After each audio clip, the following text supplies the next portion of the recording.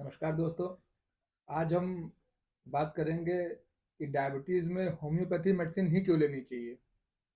लेकिन इसी के साथ हमारे साथ हैं संजीव सिंह राठौर जी, जो अपना पक्ष रखेंगे कि होम्योपैथी की जगह एलोपैथी दवाइयाँ डायबिटीज़ में क्यों खानी चाहिए। नमस्कार डॉक्टर साहब। आपने विषय बहुत अच्छा लिया है डायबिटीज़ को लेकर के। सबसे पहले तो हम अपने व्यूवर्स को डायबिटीज़ की एक डेफिनेशन बता दें शॉर्ट में, मतलब डायबिटीज़ क्या है, तो उसके बाद शायद आपको भी इस डिस्कशन में मज़ा आएगा। As far as its definition is concerned, diabetes is nothing but it's a metabolic disorder. Once this metabolism consists of two things, anabolism and catabolism. Once this anabolism and catabolism equilibrium is disturbed, then it is known as diabetes. इसकी definition अगर हम हिंदी में बात करेंगे तो फिर किसी और दिन बात कर लेंगे, आपको हम समझा देंगे कि डायबिटीज की बात, डायबिटीज क्या होता है। बट आज का जो हमारा टॉपिक है कि डायबिटीज में होम्योपैथिक बेटर है, ये डॉक्टर साहब बताएंगे और मैं बताऊंगा कि एलोपैथिक बेहतर है। तो डॉक्टर साहब, अगर डायबिटीज को हम डिफरेंशिएट करें तो there are two types of diabetes, NIDDM और आईडीडीएम। एनआईडीडीएम बोले तो non insulin diabetes mellitus, IDDM बोले तो इंसुलिन डिपेंडेंट डायबिटीज मेलाइटिस। तो हम एनआईडीडीएम की बात करेंगे आज, इंसुलिन टाइप 2 डायबिटीज की बात करेंगे, टाइप 1 की बात नहीं करेंगे। तो अगर टाइप 2 डायबिटीज है किसी पेशेंट को, तो एलोपैथिक की अगर बात करते हैं तो एलोपैथिक में जो मेडिसिन है वो क्या करती हैं आपकी मेडिसिन। एलोपैथिक में देखिए दो चीजें हैं। वो डायबिटीज में एलोपैथिक मेडिसिन की अगर हम बात करें उसमें दो चीजें हैं कि या एक तो इंसुलिन बन नहीं रहा है, ठीक है, पैंक्रियाज की बीटा सेल्स से, लैंगरहेंस की बीटा सेल्स का वो इंसुलिन का सिक्रीशन कम हो गया है। एक तो ये डायबिटीज हो गई। दूसरा कि इंसुलिन का सिक्रीशन कम नहीं हुआ, इंसुलिन तो प्रॉपर बन रहा है, बट क्या वो इंसुलिन यूटिलाइज नहीं हो रहा है, दैट इज इंसुलिन रेजिस्टेंस। तो insulin deficiency and insulin resistance, ये दो तरीके की है, इन दोनों पे अलग अलग मेडिसिन होंगे। अगर इंसुलिन सिक्रीशन कम हो रहा है, इंसुलिन डिफिशियंसी है, तो उसके लिए इंसुलिन सिक्रीटागॉक्स यूज किए जाएंगे, जैसे कि सल्फोनिलुरिया है। सल्फोनिलुरिया में 4-5 ड्रग्स हैं, ग्लिपिजाइड, ग्लिक्लाजाइड, इंसुलिन के सिक्रीशन को बढ़ा देंगी। या एग्जैक्टली इंसुलिन के सिक्रीशंस को बढ़ा देंगी। वो कैसे इंसुलिन बनने लगेगा? डेफिनेटली इंसुलिन बनेगा ही, उन्हीं नंबर ऑफ बीटा सेल्स कम हो गई हैं, जिसकी वजह से इंसुलिन की क्वांटिटी कम हो गई है जितना होनी चाहिए सिक्रीशन करने की। तो नंबर ऑफ बीटा सेल्स तो नहीं बढ़ाएगा, लेकिन जितनी बीटा सेल्स हैं उनको स्क्वीज करेगा, उनसे सिक्रीशन को बढ़ा देगा। करेक्ट। जितनी सेल्स हैं उसी से सिक्रीशन को बढ़ाएगा। करेक्ट। तो इससे क्या होगा, फ्यूचर में जाके एक्सर्शन बढ़ता रहेगा, धीरे धीरे नंबर ऑफ बीटा सेल्स और कम होती चली जाएगी, धीरे धीरे वो टाइप 2 से टाइप 1 पे आ जाएगा पेशेंट, इंसुलिन पर डिपेंड हो जाएगा। यस। होम्योपैथी की बात करें अगर, इसी को लेकर, अगर सिर्फ इंसुलिन डिपेंडेंट है तो non insulin dependent type 2 diabetes, non insulin, हाँ, जिसमें इंसुलिन सिक्रीशन नहीं हो रहा है, कम हो रहा है, कम हो रहा है, इंसुलिन का सिक्रीशन कम हो रहा है, बीटा सेल्स कम हो गई हैं, है ना, आइसलर ऑफ लैंगरहैंस से जो नंबर ऑफ बीटा सेल्स थी वो कम हो गई हैं। तो होम्योपैथी मेडिसिन की बात करें, हम लोग टोटलिटी ऑफ सिम्टम पे काम करते हैं, ठीक, बॉडी एज ए होल लेके चलते हैं, और ये मानते हैं कि हर बीमारी का कॉज मेंटल प्लेन से आया। ठीक है, पहले हमारा मेंटल हेल्थ खराब हुआ, हमने कोई इमोशनल डिस्टर्बेंस हुआ, कोई स्ट्रेस लिया, कुछ भी हमारी लाइफ स्टाइल में कोई चेंज आया जिसके कारण हमें बीमारियां हुई। ये सभी बीमारियों के लिए लागू है। ठीक है, एक पर्टिकुलर डायबिटीज की बात नहीं करेंगे। फिलहाल हम आज डायबिटीज की बात कर लेते हैं कि उस पेशेंट से कुछ ऐसा सेटबैक लिया और वो डायबिटिक हो गया, और डायबिटिक में भी वो टाइप 2 डायबिटिक है। टाइप 2 डायबिटिक, ठीक है। तो हमारी जो मेडिसिन लेंगे वो बॉडी के नेचुरल फिनोमेना को अडॉप्ट कराती है, यानी जो बीटा सेल्स कम हो रही थी उनको दोबारा से रीजनरेट करेगा, और जब बीटा सेल्स रीजनरेट होंगी तो नंबर ऑफ बीटा सेल्स बढ़ जाएगा, तो इंसुलिन का सेक्रेशन भी धीरे धीरे बढ़ता जाएगा। मतलब तो जो आप जो स्क्वीज करा के निकाल रहे थे, उसके कारण जो बीटा सेल्स डैमेज होती जा रही थी, धीरे धीरे मरती जा रही थी, उसके अपोजिट हमारी मेडिसिन काम करती है कि उसका काम है बीटा सेल्स को रीजनरेशन को बढ़ाना। मतलब आपकी जो मेडिसिन है वो beta, number of beta cells को बढ़ा देगा, रीजनरेट कर देगा। जब रीजनरेशन हो जाएगा तो इंसुलिन सेक्रेशन धीरे धीरे धीरे धीरे धीरे धीरे बढ़ता चला जाएगा। सी बात है, जाहिर सी बात है, जो 50,000 बीटा सेल्स इंसुलिन सिक्रीट कर रही थी, अगर वो 50 से 60,000 हो जाएंगी, तो इंसुलिन सिक्रीशन बढ़ जाएगा, 60 से 80 हो जाएंगी, और 1 लाख की जरूरत है, तो धीरे धीरे 1 लाख पहुंच जाएंगी तो वो बराबर आ जाएगा। बट इट सीम्स कि इम्पॉसिबल है कि बीटा सेल्स को आप रीजनरेट करवा सकते हैं। देखिए, होम्योपैथी कहती है cure is rapid, gentle, permanent restoration of the health. सबसे बड़ा साइंस है हमारे हिसाब से ये। It is a art and science both, doctor Hahnemann ने लिखा। आर्ट क्यों कहा? आर्ट है how to take the case. The case taking is very much important factor in homeopathy. बोले तो उसकी पेशेंट की हिस्ट्री लेना। जैसे आपके यहाँ तो डायबिटीज है भाई, तो बहुत पूछा तो डायबिटीज है, क्या हो रहा है, फैमिली बैकग्राउंड में था या नहीं था, इससे ज्यादा कोई जरूरत नहीं है। करेक्ट। उसको हमको ये दवाएं, इंसुलिन रेजिस्टेंस आपने कहा हो रहा तो ये दवा देनी है, और इंसुलिन रेजिस्टेंट नहीं, इंसुलिन डिपेंडेंट है तो क्या कहते हैं, ये दवा देनी है। हाँ, अगर इंसुलिन डिफिशियंसी है तो उसके लिए सल्फोनिलुरिया यूज कर दी। सल्फोनिलुरिया में 4 तरह की सल्फोनिलुरियाज होती है, ग्लिपिजाइड, ग्लिबिनक्लामाइड, ग्लिपलाजाइड और चौथी ग्लिमिप्राइड। अगर रेजिस्टेंस है तो उसके लिए ग्लिटाजोन्स थे। हाँ, सेल्स नहीं ले रही है, हाँ, इंसुलिन जा नहीं रहा अंदर सेल्स में, क्या कहते हैं, सॉरी सेल्स जो है कहते हैं शुगर जो है इंटेक नहीं बढ़ रहा है, वो रेजिस्टेंस है, इंसुलिन ले ही नहीं पा रहा है। तो हमारे यहाँ तो वो उसकी परमेबिलिटी को बढ़ा देगा वो, हमारी मेडिसिन तो शुगर इंटेक सेल्स के अंदर होने लग जाएगा, तो मतलब रेजिस्टेंस को खत्म ही करेगा, रेजिस्टेंस को खत्म करेगा। तो ये जो हमने कहा ना, क्योर इज रैपिड, जेंटल और permanent restoration of the health. अब यहाँ पे डॉक्टर साहब 2 चीजें हैं कि जो एलोपैथिक में जो ग्लिटाजोन्स हैं, पीपीआर गामा, ठीक है, प्रोसिग्लिटाजोल, पायोग्लिटाजोल, अब तो सीटाग्लिप्टिन और बहुत सारी इंसुलिन रेजिस्टेंस के केस आ गए, इवन मेटफॉर्मिन भी इंसुलिन रेजिस्टेंस के केस में यूज होती है। तो उसमें भी ये है कि रेजिस्टेंस तो कम कर रहा है, लेकिन जब तक पेशेंट लेगा दवाई तभी तक रेजिस्टेंस कम होगा। हाँ। आपका कहना ये है कि आप शुरू करोगे तो वो परमानेंट रेजिस्टेंस खत्म कर देगा? बिल्कुल खत्म करेगा। हमारे पास तो ऐसे ऐसे लोग थे जो इंसुलिन ले रहे थे 100 यूनिट्स। मतलब आप वो टाइप 1 के पेशेंट थे, टाइप 1 डायबिटिक हुए। हाँ, वो बाद में टाइप 1 हो गए, लेकिन शुरुआत में तो टाइप 2 ही थे ना। टाइप 2 से पहले मेडिसिन ले रहे थे, मेडिसिन का काम खत्म हुआ, अब सब्सक्रिप्शन एकदम खत्म हो गया इंसुलिन का, तो वो इंसुलिन पर आ गए, टाइप 1 पे आ गए। हाँ, तो वो उनका इंसुलिन बंद हो गया है, और वो आपने रिवर्स किया, टाइप 1 से टाइप 2 पे ले आए आप। टाइप 2 पे आया, टाइप 2 से नॉर्मल हो गया। हाँ, और कई सालों से हेल्दी लाइफ जी रहे हैं। कई सारे पेशेंट्स हैं जो हमारे पास डायबिटीज के लिए नहीं आए थे, वो आए किसी और बीमारी के लिए थे, लेकिन उनको पता चला, कहते हैं कि डायबिटीज भी क्योरेबल है होम्योपैथी में, तो उन्होंने ट्रीटमेंट लिया और हेल्दी लाइफ जी रहे हैं। और आपकी जैसे होम्योपैथी एलोपैथी की बात करें तो एलोपैथी कहती है prevention better than cure. Yes. तो every disease has only management part in allopathy. Not every disease, but हाँ, डायबिटीज, हाइपरटेंशन, एवरी डिजीज की बात करें मैं तो। आप किस डिजीज में आपके पास मैनेजमेंट के अलावा कुछ है बताइए? किसी डिजीज का बता दीजिए। अगर कुछ किसी को पेशेंट को इन्फेक्शन हो गया है तो वो एंटीबायोटिक चलाएगा, और अरे भाई वो भी part of management. Body healing तो खुद ही कर रही है। आप हीलिंग में क्या, किसी को इन्फेक्शन हो गया है तो इन्फेक्शन खत्म करने में क्या कर लेते हैं? एंटीबायोटिक दे रहे हैं। एंटीबायोटिक दे रहे हैं, उसका क्या काम है? फर्दर इन्फेक्शन ना हो, कोई फर्दर इन्फेक्शन ना हो। करेक्ट। तो बाकी काम तो बॉडी कर रही है भाई। यस, उसकी ऑटो इम्यून है अपना। हाँ, ऑटो इम्यून है अपना, उसका इम्यूनिटी वर्क कर रही है। तो हम तो इम्यूनिटी को बूस्ट अप कर देते हैं, हमारी होम्योपैथी मेडिसिन इम्यूनिटी को बढ़ा देती है। तो इम्यूनिटी बूस्ट करने के लिए एलोपैथी में भी मेडिसिन आती है। कौन सी मेडिसिन? बहुत से मल्टीविटामिन्स हैं। और अच्छा, फीवर आ रहा है, इन्फेक्शन हुआ है, तो आप कहते हैं कि 5 दिन खाइए, 3 दिन खाइए, 7 दिन खाइए, नहीं जा रहा तो 15 दिन तक आप एंटीबायोटिक देते रहते हैं, फिर तो क्योर क्यों नहीं हो जाता है? वो एंटीबायोटिक का कोर्स है, अगर 5 डेज का 7 डेज का कोर्स है। यहाँ तो फीवर एक दिन में जाता है भाई। अभी हम लोग फीवर पे बात नहीं करेंगे, हम लोग डायबिटीज की नहीं, बात वो कर रहे बात हैं। ठीक है आपकी, हम लोग डायबिटीज पे बात करेंगे। हाँ हाँ, है ना।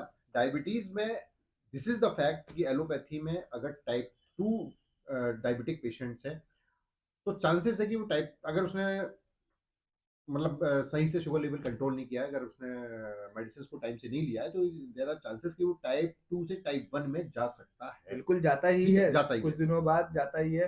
कोई बहुत अच्छे से मतलब अपनी फिजिकल एक्टिविटी बनाए रखे हुए है, डाइट कंट्रोल किए हुए है, लाइफस्टाइल को मेंटेन रखे हुए, टाइम से दवाई ले रहा है, टाइम से दवाइयां ले रहा है, वही बचता है, वही बचता है, नहीं तो अदरवाइज जाता ही जाता है। जाता ही जाता है। बट आप क्या कह रहे हो कि अगर टाइप 1 का है तो उसको टाइप 1 से आप टाइप 2 पे ले आओगे, टाइप 2 पे से आप बिल्कुल खत्म कर दोगे बिल्कुल डायबिटीज। खत्म होता है।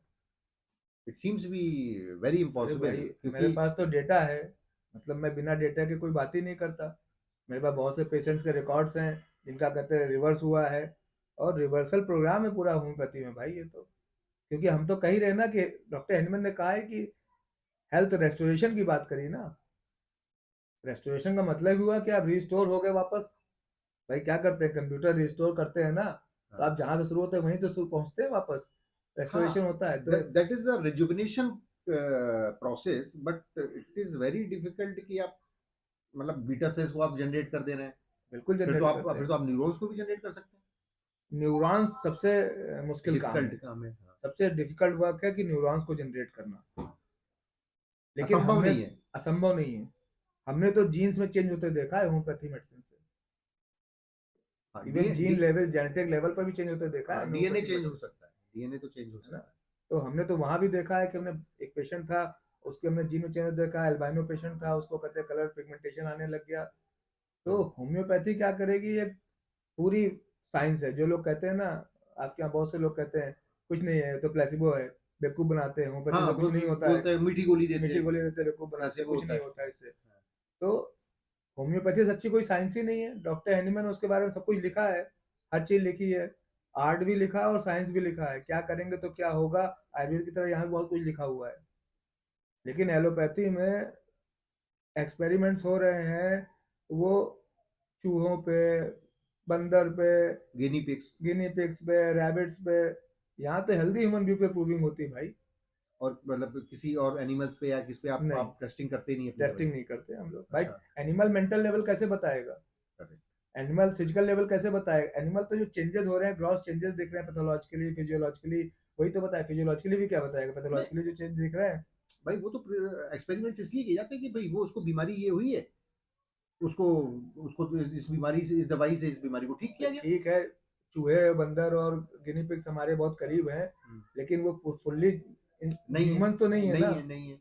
तो उनका मेंटल स्टेट हमारे मेंटल स्टेट में चेंज होगा। लेकिन लेकिन डॉक्टर साहब, उन पे एक्सपेरिमेंट करने के बाद में जो फाइनल स्टेज पे जो फिर जो आता क्लिनिकल है, ट्रायल करते हैं। हाँ, वो क्लिनिकल ट्रायल तो फिर वो ह्यूमंस पे ही करते हैं। हाँ, फिर ह्यूमन पे करते हैं। और ह्यूमंस पे अगर वो क्लिनिकल ट्रायल प्रूफ होता है, तभी वो ड्रग अच्छा, अप्रूव तो फिर होती है। साइड इफेक्ट क्यों होते हैं।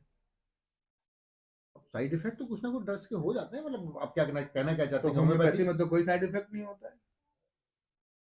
फिर अगर वो आपकी क्लिनिकली प्रूव्ड मेडिसिन हैं, तो उनमें साइड इफेक्ट्स नहीं होने चाहिए ना।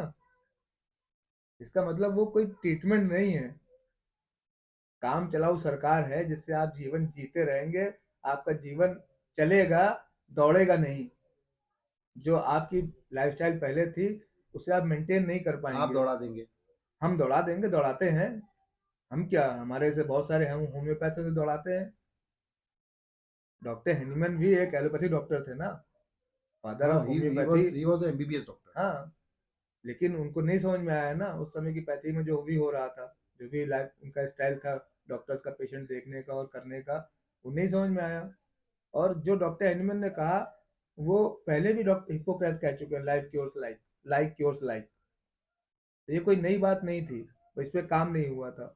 मैं इससे पहले भी आपसे हुआ, मैंने कहा था कि हिप्पोक्रेटिक ओथ हम लोगों को लेनी चाहिए, एलोपैथी वालों को तो लेनी नहीं चाहिए। क्या है कि ये वो?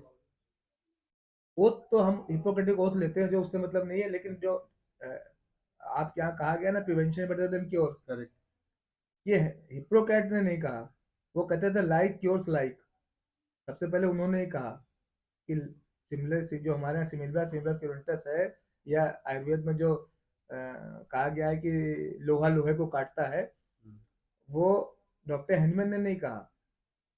डॉक्टर हैनीमैन ने तो उसको आगे बढ़ाया, उस चीज को प्रूव किया, और वो उससे उन्होंने एक नया सिस्टम ऑफ मेडिसिन जनरेट किया। ओथ क्या है वो, वो जो तो हम आप लोग कह जो रहे है हैं कि ना एलोपैथिक वालों को नहीं लेनी चाहिए, होम्योपैथिक वालों को लेनी कि चाहिए? हम क्या कहते हैं, मतलब वो बड़ी ओथ है। उसके बारे शॉर्ट में में बता कहा गया, दीजिए। शॉर्ट में बताया गया कि हम की कसम खाते हैं, लोगों की सेवा करेंगे, ये करेंगे, वो करेंगे, और साइंस के, मेडिकल साइंस के अनुसार चलेंगे। ठीक है ना, तो ठीक। साइंस तो बदल गया ना। जो डॉक्टर हिप्पोक्रेट ने कहा था कि लाइक योर्स लाइक, वो तो रहा नहीं एलोपैथी में अब। यहाँ तो डायरिया हो रहा है तो कॉन्स्टिपेशन क्रिएट करने की दवा दे दी जाती वहाँ है। आप ये कैसे कह सकते हैं कि वो गलत ले रहे हैं? गलत इसलिए ले रहे हैं कि आप उनके कहते हैं लॉस को फॉलो कहाँ कर रहे हैं। जो हिप्पोक्रेट ने कहा हाँ। कि लाइक क्योर्स लाइक, पहली बात उन्होंने यही कही थी, तो अब ये एलोपैथी में कहाँ है। नहीं, उनका पेशेंट है, वो ठीक कर रहे हैं, भले ही चलो आपके हिसाब से वो ठीक नहीं कर रहे, वो मैनेज कर रहे हैं, ठीक है, हाँ, सिर्फ मैनेज कर, मैनेज कर रहे हैं। चलिए मैनेज कर रहे हैं, ठीक हाँ, है। अब आपने बोला जैसे कि डायरिया हुआ था, तो डायरिया में हमने कॉन्स्टिपेशन की दवाई दे दी। हाँ, अरे कैसे कॉन्स्टिपेशन की दवाई दे दी भैया? उसका उसका पूरा स्टमक इन्फेक्शन उन्होंने ठीक किया एंटीबायोटिक के थ्रू। अच्छा सिर्फ सिर्फ डायरिया में कॉन्स्टिपेशन की दवाई से थोड़ी ना ट्रीट हो जाएगा। अच्छा क्या करते हैं फिर। आप उसमें जितने भी सिप्रोफ्लॉक्सासिन से लेके नॉरफ्लॉक्सासिन, ट्रेंडाजोल, ये सारे जितने भी ट्रिप्टाजोल का क्या रोल है। ठीक है, वो कॉन्स्टिपेशन कर देगा, हाँ कर देगा, हाँ। ठीक है। बट उसका इन्फेक्शन भी तो खत्म किया, अरे नॉरफ्लॉक्सासिन भी भाई, दिया, सिप्रोफ्लॉक्सासिन भी दिया। तो फिर क्यों छोड़ते ही फिर दोबारा डायरिया हो जाता है। नहीं होता है दोबारा, किसने बोल दिया? अरे फिर दोबारा बहुत सारे केसेस में होता वो है, दोबारा फिर तुरंत नहीं होता है कंटेमिनेटेड फूड लेगा, भाई। कंटेमिनेटेड वाटर लेगा तो होगा। ऐसा कुछ नहीं है। लेबर को तो रोज कंटामिनेटेड वाटर पी रहा है और कहते खाना खा रहा है, उसको डायरिया नहीं हो रहा है। वो that is a matter of immunity. वो मैटर इम्यूनिटी तो का है कि भाई अब उसके आया इम्यूनिटी। बात पर, अब आया आप बात पर ना, कि क्या है हमने सबकी इम्यूनिटी बिगाड़ी पहले, इसलिए बहुत बड़ा चर्चा का विषय है। इस पे बात करेंगे तो आप ये डायरेक्ट डायरेक्ट एलोपैथी पे इल्जाम लगा रहे हैं नहीं नहीं, कि ये बहुत बड़ी चर्चा का विषय है। अगर इस पे बात करेंगे तो फिर 1818 से बात शुरू होगी हाँ, और वहां से इसको शुरू हमें जल्दी होगा। शॉर्ट में खत्म करना है। हाँ, क्योंकि फिर ग्रीन रेवोल्यूशन और बहुत कुछ इसमें आ जाएगा, जो कहते हैं फर्जी खड़ा किया गया हम लोग सामने। नहीं नहीं, उसमें नहीं तो जाएंगे, उसको हमारे हमारे व्यूवर सब बोर हो जाएंगे अगर इतनी बातें करेंगे तो। हम तो हम इतना कहेंगे। हमें अपने व्यूवर्स को यहाँ पे शॉर्ट में ये बताना है कि डायबिटिक पेशेंट्स के लिए एलोपैथी इज बेस्ट और होम्योपैथी इज बेस्ट। हम लोग आपस में ये डिस्कशन कर रहे हैं, डिसाइड आप। देखिए जी, हमारे हिसाब से तो होम्योपैथी, हर बीमारी में होम्योपैथी ही लेनी चाहिए। अभी आज हम डायबिटीज की बात करेंगे। और डायबिटीज तो 100% क्यूरेबल है। हाँ, बस आप सही से समय से अच्छे डॉक्टर के पास पहुंचे, आपकी प्रॉपर हिस्ट्री ले। Homeopathic doctor. होम्योपैथिक डॉक्टर, हाँ हाँ। नहीं, ठीक है, आपका बढ़ा हुआ था बहुत ज्यादा, 500 700 था मान लीजिए। आप किसी एलोपैथी पास गए, उसने आपको कुछ ट्रीटमेंट दिया। मैं ये नहीं कहता कि वो अटेंडमली की एकदम खराब है। अब आपको कोई डॉक्टर नहीं मिला होम्योपैथिक का वहाँ, तो आप ऐसा थोड़ी कि इंतजार करेंगे कि होम्योपैथी डॉक्टर मिलेगा तो हम ट्रीटमेंट शुरू करेंगे। आपको जो मिला उससे करा लिया। हाँ, आप शुरू करें, वैक्स जरूर भी करें। मिलेगा तो उसके पास भी जाकर के आप, बिल्कुल। It is like a first aid. हाँ, फर्स्ट एड है भाई वो, कि वो तो हमें करना ही करना है। हम ये नहीं कहते कहते कि नहीं भाई तुम वहां नहीं जाओगे। हाँ, नहीं आप जाइए। हालांकि कुछ एलोपैथी डॉक्टर ऐसा कहते हैं, अरे होम्योपैथी में क्यों जाओगे। अभी मैं भी बात करूं, एक केस आया मेरे पास, बच्चे को सीजर हो रहे थे, 6 महीने की बच्ची थी, रोज 10 12 सीजर हो रहे थे। फिट्स भी आ रहे थे। फिट्स आ रहे थे, सीजर हो रहे थे तो फिट्स आ रहे थे। और हमारे यहाँ दवा खाना शुरू किया उन्होंने, 15 दिन में एक बार फिट पड़ा, सीजर पड़ा। और उसके साथ वो एलोपैथी दवाइयाँ खा रही थी उस समय तक उनकी बच्ची। जब उन्होंने बताया डॉक्टर को जाके एलोपैथी वाली कि हमारे बच्चों को 15 दिन में भी सीजर नहीं पड़ा, हमने होम्योपैथी दवा दी है, उन्होंने फाइल फेंक दी, कहा होम्योपैथ क्रिमिनल। आप कह रहे हो कि आपका बच्चा पूरी जिंदगी दवा खाएगा और यहाँ आपका उनका बच्चा ठीक हो रहा है, 15 दिन में आया नहीं 15 दिन में उसको एक सीजर आया केवल, और आप कह रहे हो होम्योपैथ क्रिमिनल। भाई हमने तो नहीं कहा कि एलोपैथ क्रिमिनल, है ना। पैथी सबकी अपनी लिमिटेशंस है ना, और सबका अपना कहते हैं यूज है। तो हम किसी को ये कहते हैं कि तुम बेकार हो और ये तुम मूर्तापूर्ण कार्य कर रहे हो, इससे कुछ नहीं होगा, वहां जाओगे मर जाओगे, एलोपैथी आयुर्वेदिक खाओगे होम्योपैथी खाओगे मर जाओगे, तो this is not the fair thing. हाँ, आप कहिए कि हमें नहीं पता है इसके बारे में, भाई उनसे समझिए जाके, आपको लगता है कि आप ठीक हो सकते हो तो आप खाइए, है ना। जैसे हम भी कहते हैं भाई मैनेजमेंट हो रहा है, किसी को कहते एक्सीडेंट हुआ है तो खट से वो जाएगा, सर्जरी कराएगा भाई, कि फ्रैक्चर हुआ है या कुछ फट गया है, इंटेस्टाइन फट गई, कुछ भी हो गया है, तो वो तुरंत जाके पहले जाके फर्स्ट एड लेगा।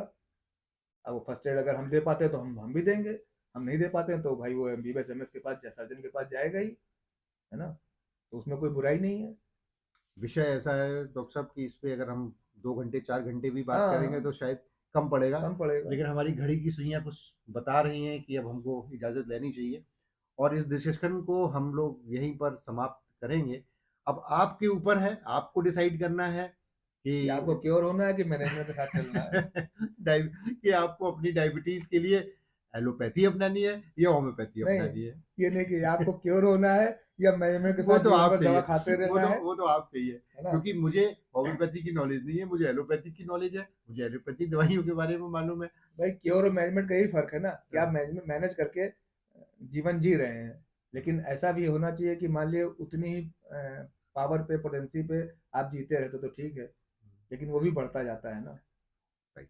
होम्योपैथी में कम से कम एटलीस्ट ये तो है कि मान लिया आपने 1 डेढ़ साल दवा खाई तो आप क्योर हो गए, तो आप उसके साइड इफेक्ट से बचे। बहुत सारे साइड इफेक्ट्स भी हैं एलोपैथी दवाइयों के, वैसे मैंने आपसे कहा था ना कि वो साइड इफेक्ट क्लिनिकल ट्रायल में जो साइड इफेक्ट्स आते हैं, डॉक्टर कहता है ये कुछ नहीं है, कुछ नहीं है, कुछ नहीं है, लेकिन साइड इफेक्ट तो दिखते हैं ना।